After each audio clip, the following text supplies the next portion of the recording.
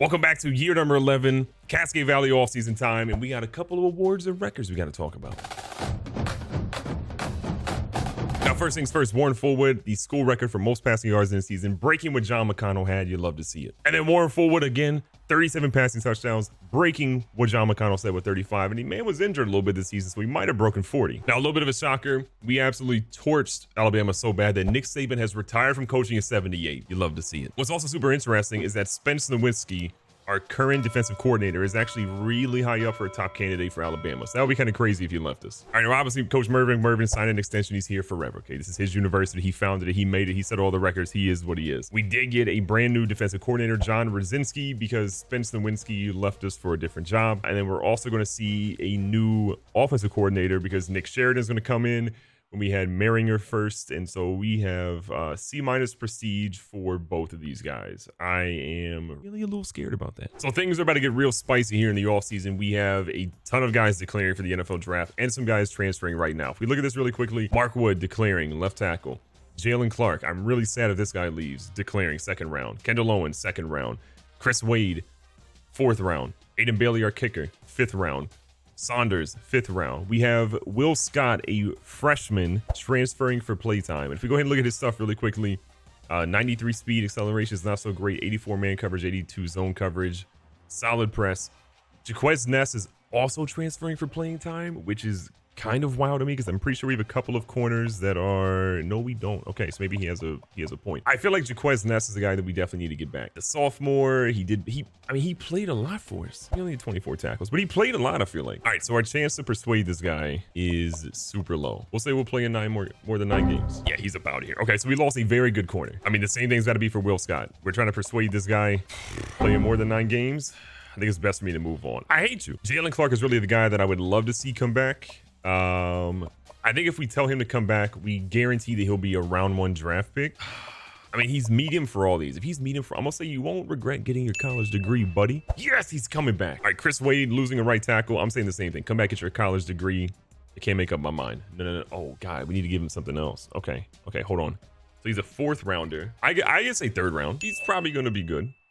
He's going to come back. Ooh, Jira Sanders as well, a 5th rounder. I'm going to say come back, get your college degree, buddy. Oh my God, biggest decision of your life. All this stuff. Okay. So I want to guarantee a conference championship. I need the offensive line to be good. We need Fullwood to be protected. Now the big one, Mark Wood. Okay, yeah, Mark Wood's not coming back. He's projected to be a 1st rounder. There's no shot he comes back. Kendall Owens as well. We're not going to get him back. College degree? Oh my God, we got Kendall Owens back just like that. Now we are losing a lot of other guys that have really good potential that are seniors. So Mr. Wilson, projected 1st rounder.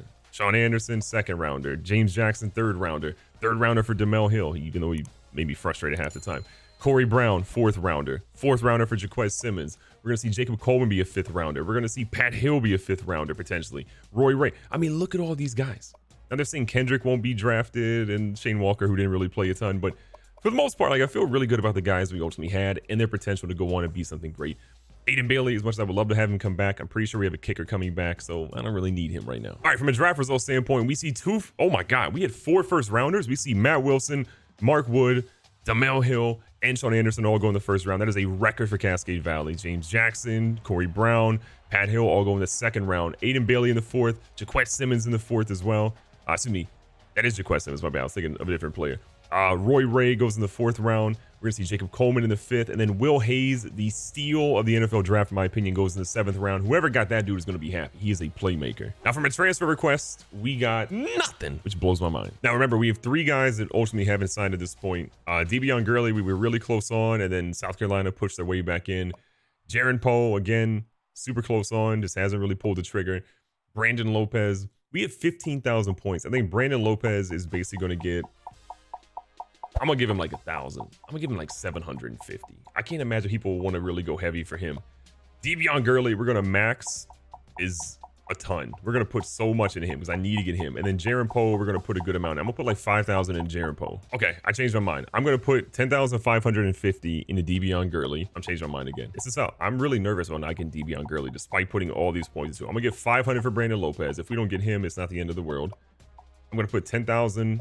You know what? We're going all the way up to 11,000 for Devion Gurley because if I don't get this, man, I am going to be not happy. We need to make sure we've got a great offensive lineman across the board. We got to protect our quarterbacks. We have struggled to do that. 11,000 in De'Bion Gurley, 3,700 in Jaron Poe, 300 into Brandon Lopez, and let's hope we get all three of them. Ladies and gentlemen, we've done it. De'Bion Gurley, Jaron Poe, and Brandon Lopez. They're all Cascade Valley Coyotes. You love to see it. And for the first time in Cascade Valley history, we have signed the #1 recruiting class in the entire nation. 3 5-stars, 11 4-stars, 7 3-stars, 1 2-star for 22 guys in total. This is crazy right now. Look at this. Gurley was a 5-star.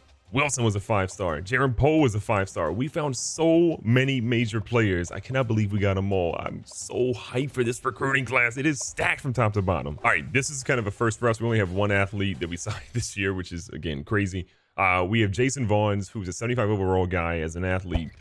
I kind of want to see what he can play. So they're saying halfback a little bit. Wide receiver, he's a 75 overall. Tight end, he could be a 73. We go to the defensive side of the ball. There's not really a lot. So I think he's probably have to be a wide receiver. I want to see what our wide receiver spot looks like, though. So wide receiver, we have Porter Ryan Jr. We have Antonio Vaughn, Jalen Clark, who came back for his senior season. Mikael Smith, Jeremiah Butler, who's not very fast. Nasir Graham, not very fast. Some of these guys could get faster.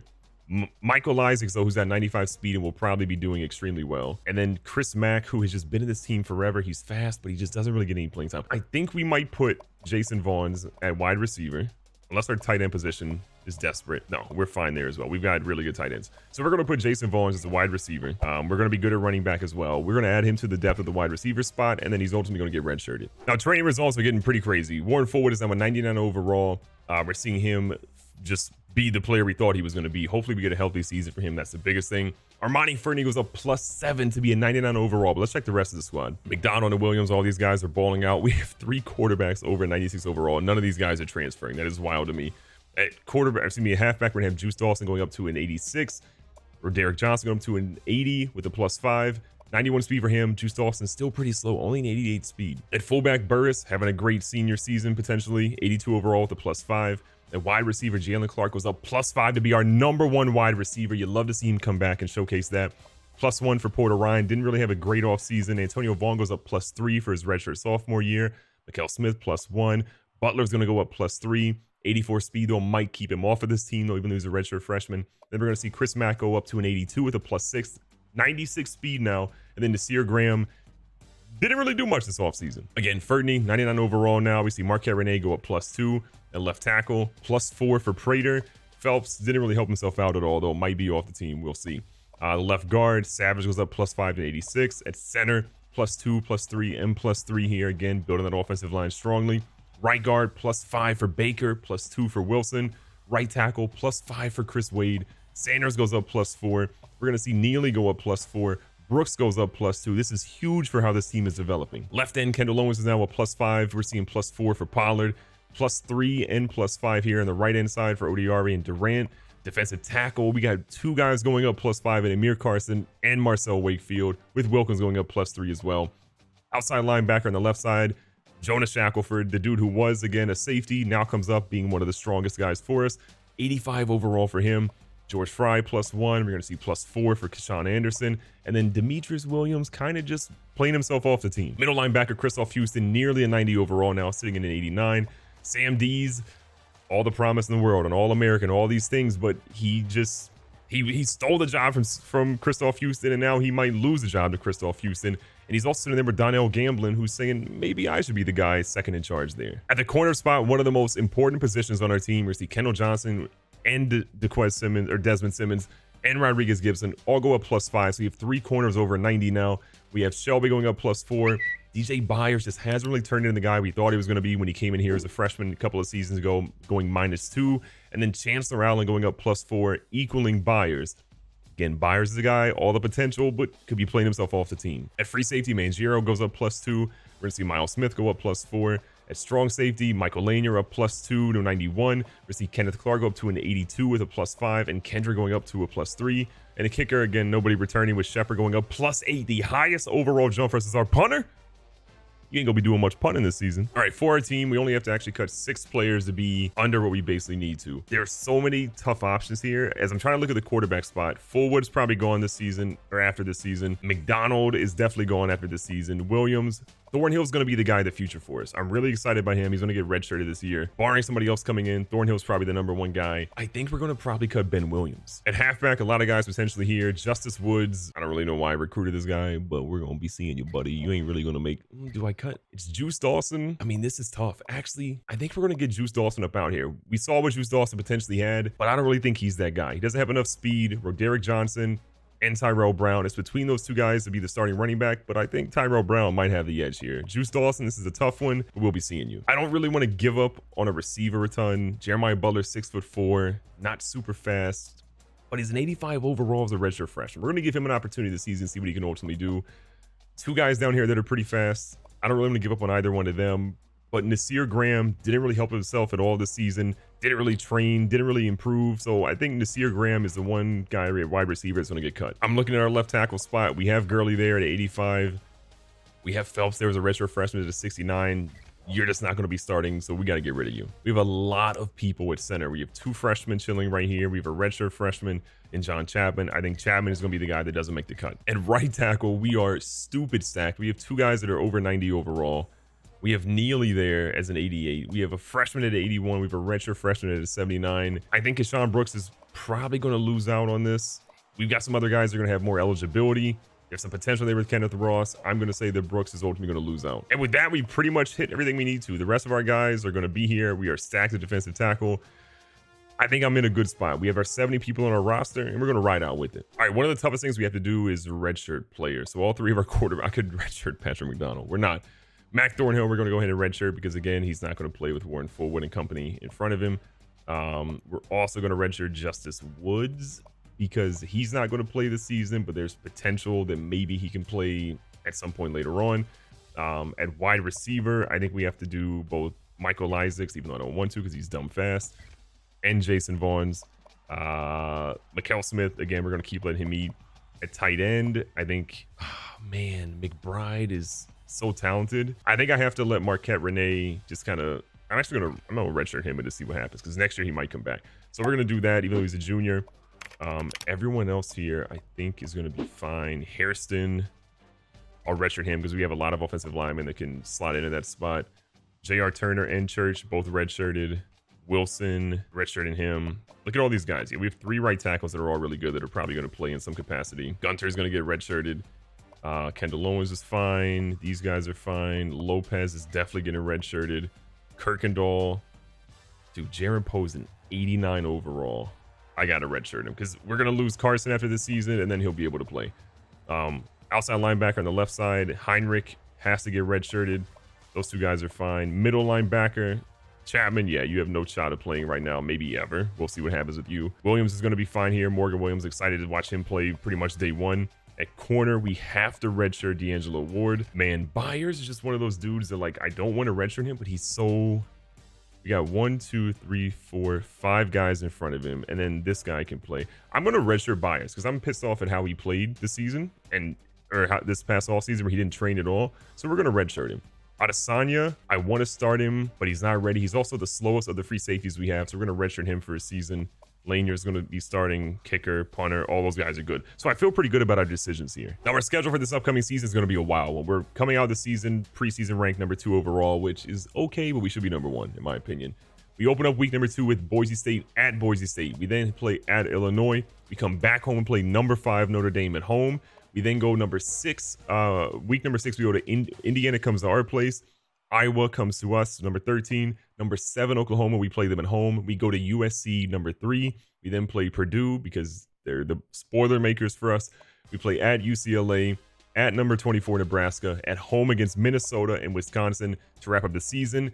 And then hopefully we're playing the conference championship week. All right, now we're coming out here with our first recruiting class before we wrap up this video. And I want to talk about some of the guys we found. Taylor Reed, a quarterback who's not traditionally a guy we would go after because he's not fast, but he's got 68 speed, not great, 97 throw power, 91 throw accuracy, 95 injury, which is also good considering all the injuries we've had with Fullwood. Could be a really cool prospect, and he's a 91 overall. Found Jay Bohm, an athlete, 89 speed, 87 acceleration, 95 throw power. You can't see so accuracy, it's an 85. 96 elusiveness, 94 juke move, 90 spin move. An interesting guy here at a 92 overall. Isaiah Stroughter, -9, but he still has 85 zone coverage, 89 zone, 85 man. We found a couple fullback prospects here that are really good, including Chase Cathalay. I can't say that. Plus 17 overall for him. Garrettson, Justice Puigs.